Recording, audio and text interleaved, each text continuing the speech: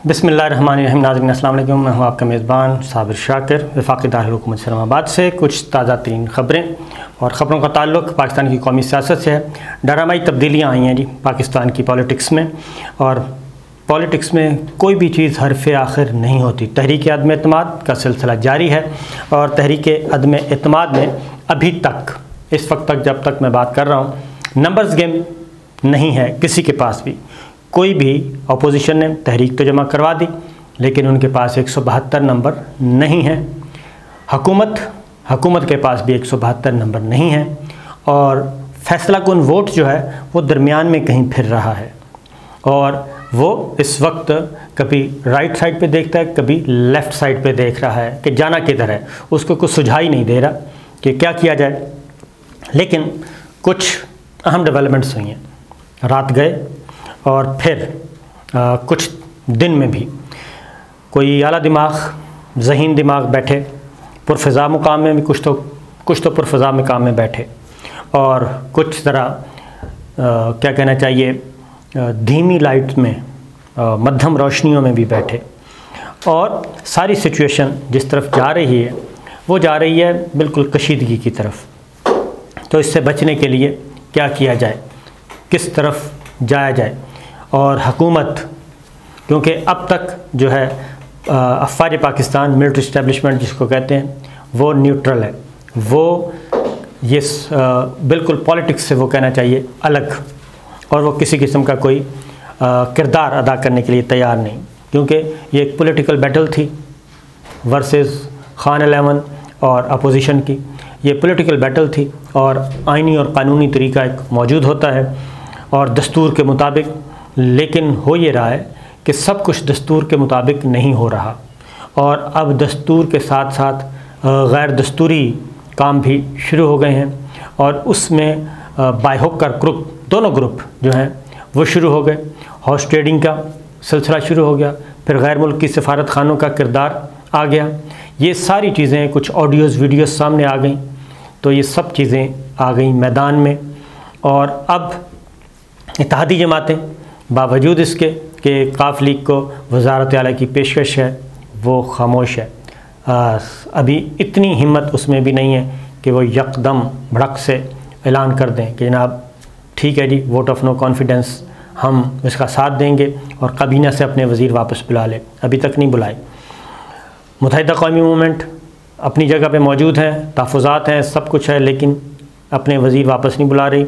और वो भी एक ट्रक की बत्ती है जो कि उसके पीछे सबको दौड़ा रहे हैं, अपोजिशन को भी दौड़ा रहे हैं, हुकूमत को भी दौड़ा रहे हैं इत्तेहादी जमातें।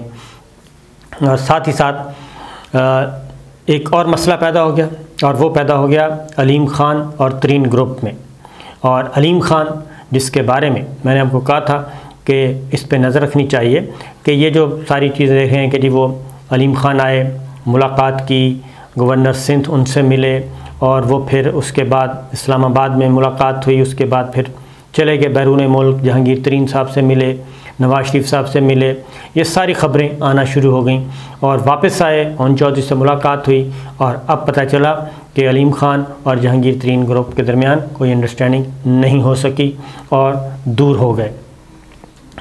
वजह सिर्फ़ एक ही है, और वजह यह है कि कहीं, और ये अपोजिशन को भी मालूम है कि कहीं सिस्टम ना डीरेल हो जाए, और स्टेबिलिटी बहुत ज़रूरी है।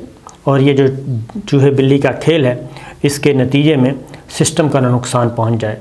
ये पॉलिटिकल प्लेयर्स, और इस वक्त पाकिस्तान जो इस वक्त चल रही है स्ट्रेटेजिक पोजीशन, और ख़ास तौर पे रूस और यूक्रेन, और चाइना अमेरिका, रूस अमेरिका, ये जो तसादुम चल रहा है, ये इंतहाई ख़तरनाक है, जो हमें नज़र नहीं आ रहा।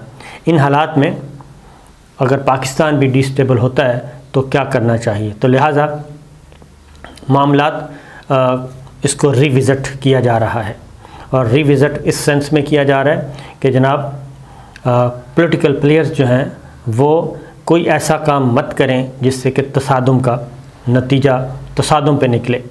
और मोहन सलाही और अली तरीन की गुफ्तगू हुई। अलीम ख़ान को मनाने के लिए वफाकी वज़रा और मुश्तरका दोस्त जो हैं वो सरगर्म अमल हो गए, और फिर वज़ीर आज़म इमरान ख़ान ने अपनी तमाम वज़रा को और अपने तमाम MNAs को मना कर दिया है कि इत्तेहादियों के बारे में कोई बात नहीं करनी। अब टाइम मिल चुका है और गवर्नमेंट ने टाइम ले लिया है और इजलास चला गया है। आपको मालूम है कि बाद OIC 21 मार्च को बुलाया जाएगा, 27 को और 28 को जाके फ़ैसला होगा। तो ये 2 हफ्ते का पीरियड, इसमें गवर्नमेंट जो है वो अब नए बल्लेबाज उतारेगी मुज़ाकरात के लिए। इत्तेहादी जमातों से मुज़ाकरात के लिए नए बल्लेबाज उतरेंगे और नए बल्लेबाज जो कि बहुत ही मंझे हुए होंगे वो जाके मुज़ाकरात करेंगे इत्तेहादियों के साथ। और उसके बाद अगला जो एक और स्टेप है, अलीम ख़ान के साथ जहांगीर तरीन जो हैं, अलीम ख़ान को भी राज़ी किया जाएगा। और जहांगीर तरीन जो कि अभी तक लंदन में हैं और अभी तक उन्होंने कोई ट्रेन नहीं पकड़ी, यानी सियासी ट्रेन, उनके साथ भी मुलाकातें हुई नून लीग के रहनुमाओं की, लेकिन उन्होंने अभी तक कोई हतमी ऐलान नहीं किया। और वरना वो चाहते तो कह सकते थे कि जी मैं तो जा रहा हूँ अपोजिशन के साथ हूँ और हमारा ताल्लुक़ PTI से नहीं है, हमने अलग हम ख्याल ग्रुप बना लिया है। तो जहांगीर तरीन भी अभी तक बहुत ज़्यादा आगे नहीं गए। तो इसलिए जी मुलाकात एक तो इत्तेहादियों के साथ पहले एक दौर चलेगा और ये मुलाकातें होंगी इत्तेहादियों के साथ हुकूमती वज़रा की। उसके बाद फिर अगली जो है वो होगी वज़ीर आज़म के साथ। और अब काबीना का इजलास उस वक्त बुलाया जाएगा जब इत्तेहादी ऑन बोर्ड हो जाएंगे, और जब ऑन बोर्ड हो गए काबीना का इजलास बुलाया जाएगा और उसमें अगर इत्तेहादी आ जाते हैं तो ये पहला साइन होगा कि मामला कंट्रोल कर लिए गए। अब अगला जो है वो है जी फ्लोर क्रॉसिंग। फ्लोर क्रॉसिंग में आइनी और कानूनी तरीके से रोका नहीं जा सकता, यानी कि वोट डालने से नहीं रोका जा सकता। ये चीज़ आ चुकी है, राय सामने आ चुकी है, लिहाजा इसको भी अब थोड़ा सा कूल डाउन करने किया जाएगा। और जहांगीर तरीन साहब से मुलाकात, बराह रास्त मुलाकात होने की इम्कान है। पहले तो उनको मैसेज आएगा, पहले टीम मिलेगी और उसके बाद हो सकता है कि, बल्कि हो नहीं सकता, काफ़ी चांसेस हैं कि जहांगीर तरीन साहब के साथ भी मामला जो तलखियाँ बढ़ी हैं वो ख़त्म हो जाएं और PTI के अंदर जो टूट फूट चल रही है वो इसके नतीजे में ख़त्म हो जाए, उसको ख़त्म करने की कोशिश की जाएगी। ये हुकूमत की तरफ से अब अपोजिशन आने वाला जो एक हफ़्ता होगा वो अपोजिशन के लिए नहीं, हुकूमत के लिए ज़रा तगड़ा होगा। और हुकूमत अब थोड़ा सा खेलेगी, क्रीज से बाहर निकल के शॉटे वाटे मारेगी और अपने आप को बताएगी कि वो गवर्नमेंट है। डंडा फशंडा जो धमकियाँ, ये वो सारी चीज़ें, अब ये नैरेटिव एक साइड पे रख दिया जाएगा। और वज़ीर आज़म इमरान ख़ान की जो अगली 2 तकरीरें हैं वो भी बड़ी पॉजिटिव होंगी और वो भी एक सुलह की तरफ, मफाहमत की तरफ जाने की कोशिश की जाएगी। तो ये हो चुका है। अब मेरा अपना ख़्याल ये है कि इस बात की कोशिश की जा रही है कि ऐवान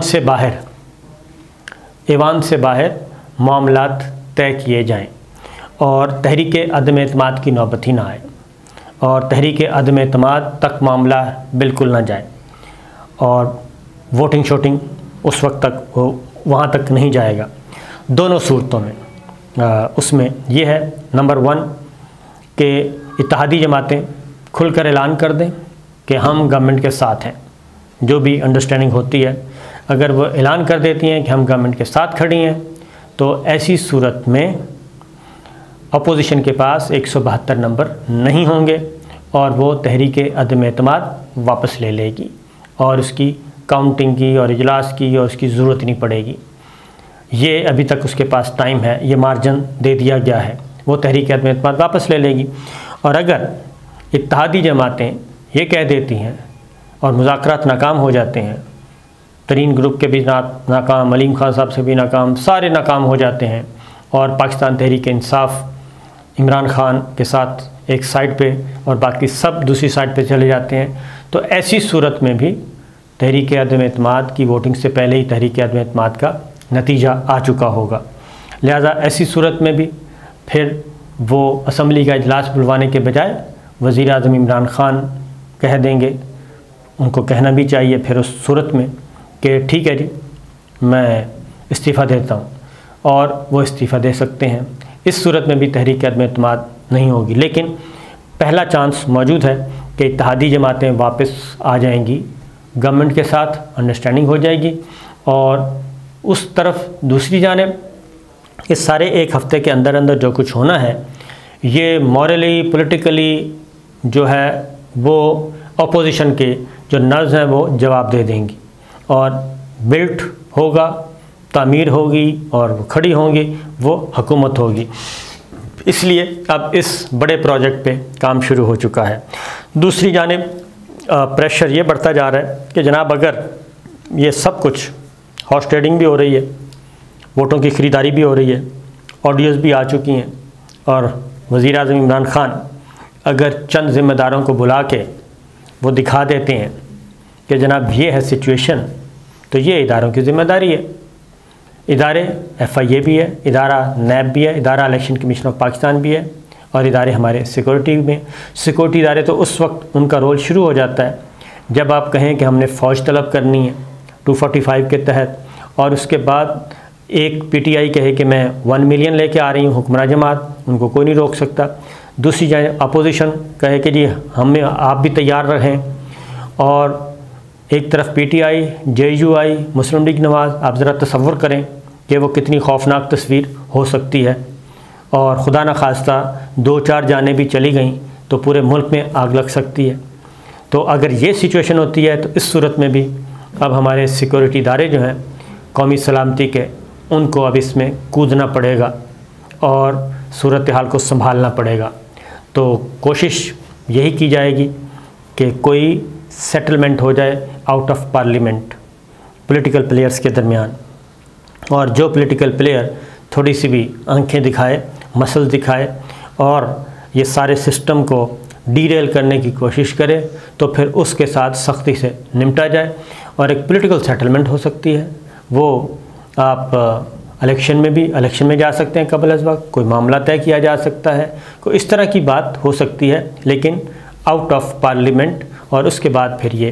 तो लिहाजा आज से अगला जो मसला है वो अब कोशिश की जाएगी कि वो नौबत ना आए, लेकिन डिपेंड करता है कि मुस्लिम लीग नवाज़ और ख़ास तौर पे नवाज़ शरीफ और मरीम सफ़दर साहिबा किस तरीके से रिएक्ट करते हैं, और वो कहाँ तक जाते हैं इस सूरत हाल को।